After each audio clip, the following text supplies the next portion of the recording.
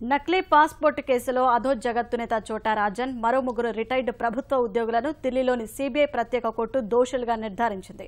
శిక్ష విధింపునకు సంబంధించి కోర్టులో రేపు వాదనలు జరగనున్నాయి. గత ఏడాది జూన్ 8వ తేదీన చోటా రాజన్ ఇతరులపై నేరపూరిత కుట్ర, మోసం, పత్రాలను మార్చడం వంటి నేరాలపై అభియోగాలు నమోదు చేసిన న్యాయస్థానం విచారణ అనంతరం దోషులుగా నిర్ధారించింది. ఈ ముగ్గురు ప్రభుత్వ ఉద్యోగుల సాయంతో రాజన్, మోహన్ కుమార్ పేరుతో నకిలీ పాస్పోర్ట్ రూపొందించినట్లు ఆరోపణలు ఉన్నాయి. హత్య, మాదక ద్రవ్యాల అక్రమ రవాణా తదితర నేరాలకు సంబంధించి 70కి పైగా కేసులో చోటా రాజన్ అభియోగాలు ఎదుర్కొంటున్నాడు. మహారాష్ట్ర, ఢిల్లీ, ఉత్తరప్రదేశ్, గుజరాత్ తదితర రాష్ట్రాల్లో రాజన్పై కేసులు ఉన్నాయి. 2015 అక్టోబర్ 25న ఇండోనేషియాలో చోటా రాజన్ను అరెస్టు చేసిన పోలీసులు అదే ఏడాది నవంబర్ 6న భారత్కు తీసుకొచ్చారు.